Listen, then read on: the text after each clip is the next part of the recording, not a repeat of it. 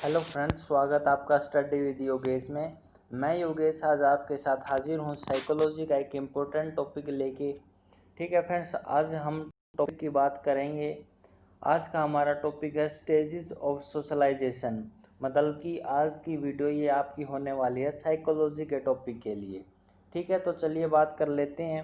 सबसे पहला अगर मैं बात करूं, मैंने फर्स्ट लेक्चर में आपको बताया था कि जो स्टेजेस होती हैं बच्चे के डेवलपमेंट की, वो 4 तरह की स्टेजेस होती हैं। सबसे पहली स्टेज थी आपकी इन्फेंसी, ठीक है। सेकंड थी अर्ली चाइल्डहुड, थर्ड है आपकी लेटर चाइल्डहुड और फोर्थ है एडोलेसेंस।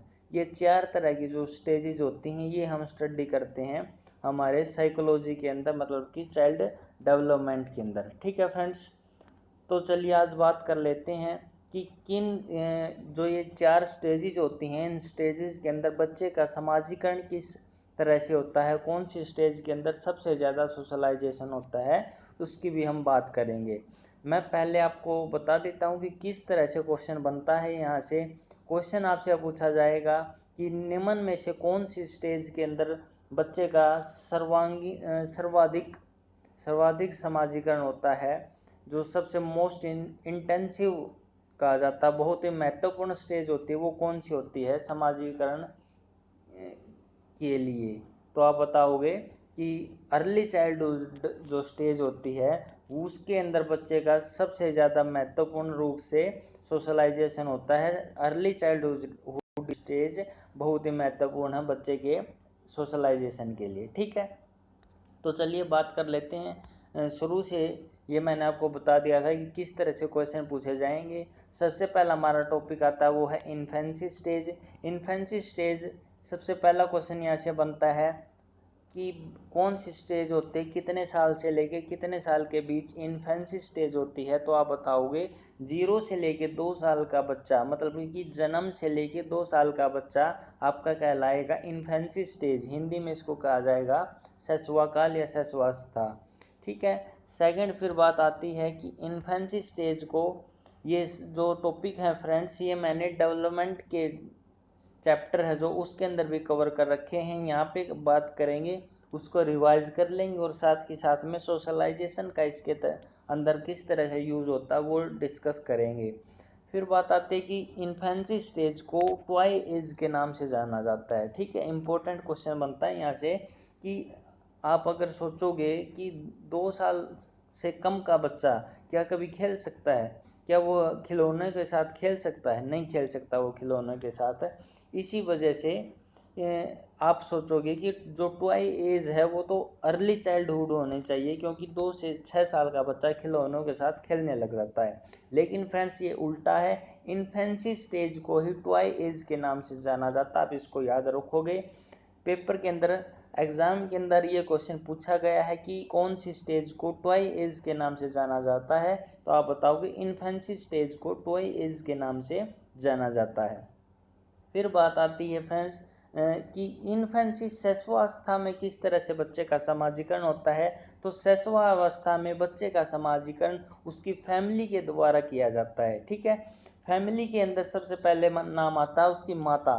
ठीक है, उसकी मदर के द्वारा, उसके पिता के द्वारा, उसके दादा दादी के द्वारा बच्चे का सोशलाइजेशन होता है इन्फेंसी स्टेज के अंदर। यहाँ से सिर्फ यही क्वेश्चन बन सकते हैं। सेकंड बात कर लेते हैं अर्ली चाइल्डहुड का केस। ठीक है, इसके अंदर क्या जो आपकी एज होती है बच्चे की, कितनी एज होती है, ये यहाँ से क्वेश्चन बन सकता है कि 2 से लेके 6 साल का बच्चा अर्ली चाइल्डहुड की स्टेज के अंदर आता है। फिर बात आती है कि प्री स्कूल एज। आप सभी को पता होगा कि जो प्री स्कूल होते हैं, नर्सरी स्कूल्स होते हैं, उनके अंदर जो एडमिशन्स होते हैं वो 2 साल से लेके बच्चे के स्टार्ट हो जाते हैं। ठीक है, इसी वजह से अर्ली चाइल्डहुड की स्टेज को कहा जाता है प्री स्कूल एज। ठीक है। फिर सेकंड बात आती है क्वेश्चनिंग एज, मतलब कि ज़्यादा से ज़्यादा क्वेश्चन पूछते हैं इस जो इन साल के बीच के बच्चे होते हैं वो ज़्यादा से ज़्यादा क्वेश्चनिंग करते हैं। मान लीजिए कि कोई बच्चा है, उसके आगे कोई वस्तु पड़ी है, कोई टीवी का रिमोट पड़ा है उसके आगे, तो वो बच्चा पूछेगा कि किस तरह से चलता है, इसका क्या यूज होता है, इसके अंदर क्या है, उसको तोड़ के देखेगा बच्चा। ठीक है, वो ज़्यादा से ज़्यादा अपने क्वेश्चन पुट करेगा, वो जानना चाहता है कि इसके अंदर क्या होता है। तो आप बताओगे कि जो क्वेश्चनिंग एज होती है, क्वेश्चनिंग एज होती है आपकी अर्ली चाइल्डहुड की एज, जो कि 2 से लेकर 6 साल की होती है। फिर बात आती है नो रोल ऑफ जेंडर। जो अर्ली चाइल्डहुड का बच्चा है, 2 से लेके 6 साल का बच्चा है, उसके अंदर कोई भी जेंडर की इनइक्वालिटी नहीं होती है। उसको ये पता नहीं होता है कि तो जो आप बच्चे आपस में जो बच्चे खेल रहे हैं उनके अंदर आप लड़कों के साथ खेल रहे हो या आप लड़की के साथ खेल रहे हो, उनको कुछ पता नहीं होता, वो सभी को एक समान दृष्टि से देखते हैं। तो आप बताओगे कि जो अर्ली चाइल्डहुड है, यहाँ से ये क्वेश्चन भी बन सकता है कि ऐसी कौन सी स्टेज है जिसके अंदर बच्चे को जेंडर का फर्क का नहीं पता होता, इनइक्वालिटी का नहीं पता होता। तो आप बताओगे अर्ली चाइल्डहुड के अंदर बच्चे को जो जेंडर है उसका पता नहीं होता, नो रोल ऑफ जेंडर। फिर बात आती है मोस्ट इम्पोर्टेंट जो क्वेश्चन यहाँ से बनता है अर्ली चाइल्डहुड में, मैंने आपको बता भी दिया था कि most intensive and crucial socialization take place. ठीक है, जो गहन और महत्वपूर्ण सोशलाइजेशन होती है, इंटेंसिव का मतलब होता है गहन, और क्रूशियस महत्वपूर्ण जो सोशलाइजेशन होती है वो आपकी होती है अर्ली चाइल्डहुड की स्टेज। क्योंकि इस स्टेज के अंदर बच्चा अपनी फैमिली से बाहर निकलकर अपने समाज के, उसके दादा दादी हैं, उसके आस पड़ोस के जो आदमी हैं, उसके चाचा चाची जो भी हैं, उनसे ज्ञान प्राप्त करता है, अपने समाज की संस्कृति सीखता है। ठीक है, तो आप बताओगे कि जो अर्ली चाइल्डहुड का बच्चा था, 2 से लेकर 6 साल का बच्चा है, उसके अंदर मोस्ट इंटेंसिव और क्रोशियस सोशलाइजेशन होती है। ठीक है, अर्ली चाइल्डहुड स्टेज के अंदर। नेक्स्ट बात कर लेते हैं कि फिर बात आती है लेटर चाइल्डहुड स्टेज कौन सी होती है। ये आपकी 7 से लेकर 11 साल का बच्चा होता है, वो लेटर चाइल्डहुड की स्टेज उसको माना जाता है। हमने बात की थी लास्ट में कि 2 साल से लेकर 6 साल का बच्चा कौन से स्कूल में जाएगा, तो मैंने आपको बताया था कि प्री स्कूल के अंदर जाएगा 2 से लेकर 6 साल का बच्चा। यहाँ बात आई है 7 से लेकर 11 साल का बच्चा। तो 7 से लेकर 11 साल का बच्चा स्कूल के अंदर जाने लग जाता है, वो फर्स्ट क्लास सेकंड क्लास में उसका एडमिशन हो जाता है। तो इस वजह से लेटर चाइल्डहुड स्टेज को कहा जाता है स्कूल एज। ठीक है, इस एज के अंदर बच्चा स्कूल में जाएगा, वहाँ अपना फ्रेंड सर्कल बनाएगा। तो इस एज को कहा जाता है गैंग एज, मतलब कि बच्चा ग्रुप में रहना स्टार्ट कर देता है लेटर चाइल्डहुड स्टेज के अंदर। ये भी इम्पोर्टेंट है कि गैंग एज के नाम से कौन सी स्टेज को जाना जाता है, तो आप बताओगे लेटर चाइल्डहुड स्टेज को गैंग एज के नाम से जाना जाता है। फिर बात आती कोऑपरेशन, बच्चे आपस में मिलजुल कर रहेंगे, गैंग बना के रहेंगे, तो उनके अंदर कोऑपरेशन तो अपने आप ही उत्पन्न हो जाएगा। फिर बात आती है प्ले एज को, किस एज को कहा जाता है, तो आप बताओगे लेटर चाइल्डहुड स्टेज को ही प्ले एज कहा जाता है। क्योंकि यहाँ पर बच्चे आपस में मिलकर रहते हैं, गैंग बना के रहते हैं, कोऑपरेशन करते हैं, इसी वजह से वो बच्चे फिर आपस में खेलने लग जाते हैं। तो आप बताओगे कि प्ले एज को ही लेटर चाइल्डहुड एज कहा जाता है। और मैंने आपको बताया था कि ट्वाई एज होती है आपकी इन्फेंसी स्टेज, मतलब कि शिशुआवस्था। ठीक है फ्रेंड्स, फिर बात आती है कि लेटर चाइल्डहुड स्टेज के अंदर जो सोशलाइजेशन होता है वो किस तरह से होता है। तो यहाँ बात आई है फ्रेंड्स गैंग की।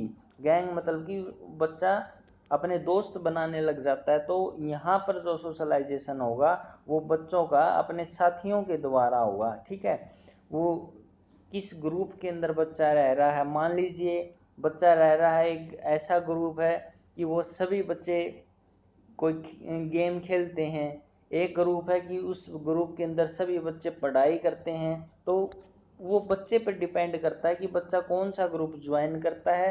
तो वो उन्हीं जिस ग्रुप के अंदर वो एडमिशन लेगा उसी ग्रुप के अनुसार बच्चा अपनी आदतें करना स्टार्ट कर देगा और उसी तरह से उसका सोशलाइजेशन होगा। अगर बच्चा गलत संगत में पड़ जाता है तो उसका सोशलाइजेशन गलत तरीके से होगा। ठीक है, तो ये जो सोशलाइजेशन समाजीकरण है वो मेन लेटर चाइल्डहुड स्टेज के अंदर उसके फ्रेंड सर्कल के ऊपर डिपेंड होती है कि बच्चे को किस तरह का फ्रेंड सर्कल मिलता है। नेक्स्ट बात कर लेते हैं फ्रेंड्स एडोलेसेंस। एडोलेसेंस किशोरावस्था कहा जाता है इसको। ये आती है आपकी 13 से लेके 19 साल। इसके अंदर फ्रेंड्स क्या कहा जाता है, इसको कहा जाता है स्ट्रॉम एज। ठीक है, मतलब कि तूफानी एज इसको कहा जाता है। बच्चा इस एज के अंदर बच्चे के अंदर ज़्यादा गुस्सा भी उत्पन्न हो जाता है। बच्चा अपने आस पड़ोस की अपनी इज्जत के बारे में भी सोचने लग जाता है। तो इस एज के अंदर बच्चे का सोशलाइजेशन किस प्रकार से होता है, तो इस एज के अंदर भी जो उसके साथी बन जाते हैं, साथी कौन सी स्टेज में बनते हैं, उसके लेटर चाइल्डहुड स्टेज के जो साथी बन जाते हैं, उन्हीं की द्वारा एडोलेसेंस स्टेज के अंदर उसके साथियों के द्वारा उसका समाजीकरण किया जाता है। ठीक है फ्रेंड्स, ये 4 स्टेजेस थी सोशलाइजेशन की। इसके अंदर सबसे इम्पोर्टेंट जो स्टेज है वो आपकी सेकंड स्टेज थी, अर्ली चाइल्डहुड। इसी के अंदर सबसे ज़्यादा most intensive and crucial socialization होता है, तो आप इसको याद रखोगे। फिर बात आ जाती है फ्रेंड्स फैक्टर अफेक्टिंग सोशलाइजेशन। ये आज का हमारा लास्ट टॉपिक है। अगर वीडियो आपको पसंद आ रही है फ्रेंड्स तो चैनल को सब्सक्राइब करके बेल आइकन जरूर प्रेस कीजिएगा ताकि आपको नेक्स्ट वीडियो का नोटिफिकेशन प्राप्त हो सके। ये वीडियोस आपके लिए जो आपके टेट एग्ज़ाम होते हैं, डिफरेंट स्टेट के होते हैं, उनके अंदर सभी के अंदर आपको हेल्पफुल होंगी। सीटेट के अंदर आपको हेल्पफुल होंगी। चाहे आप टीजीटी का एग्ज़ाम दे रहे हो या आप पीआरटी का दे रहे हो, सभी के अंदर ये आपको पूछा जाएगा। ठीक है, या आप केवीएस की तैयारी कर रहे हो या एनवीएस की। फिर बात कर लेते हैं कि फैक्टर अफेक्टिंग सोशलाइजेशन।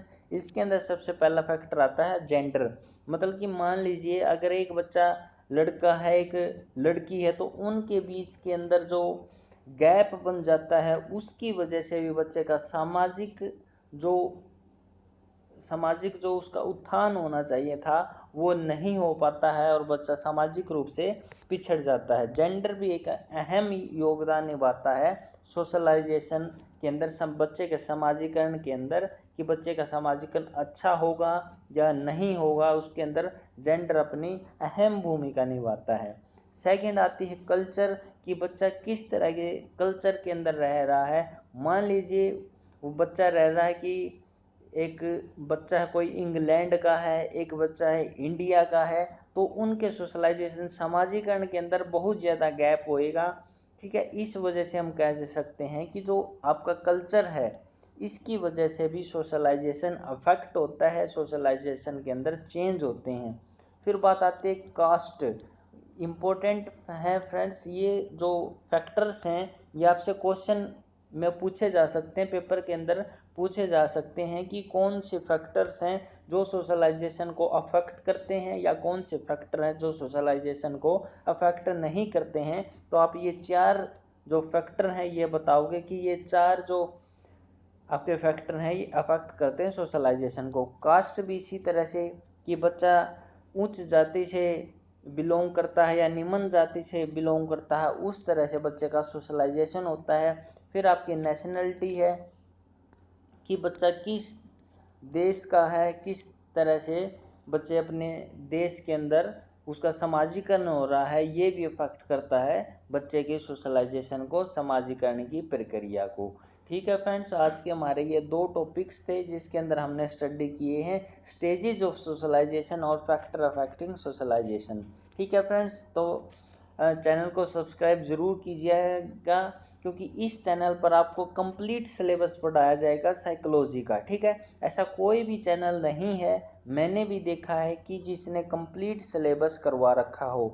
सिर्फ यूट्यूब के अंदर क्या करते हैं कि क्वेश्चन आपको पढ़ा देते हैं, ठीक है, लेकिन आपको कॉन्सेप्ट का पता नहीं होता, इस वजह से आप रह जाते हो। लेकिन इस चैनल पर स्टडी विद योगेश चैनल पर आपको कंप्लीट स्टडी मटेरियल दिया जाएगा ताकि आपका एक भी क्वेश्चन रह न जाए। हमारा टारगेट है कि आपको साइकोलॉजी के सेक्शन के अंदर 30 में से 30 के 30 मार्क्स दिला सकें।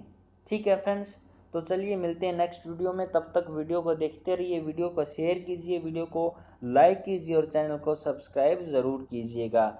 ठीक है, तो मिलते हैं नेक्स्ट वीडियो में, तब तक आपका धन्यवाद। Thank you friends.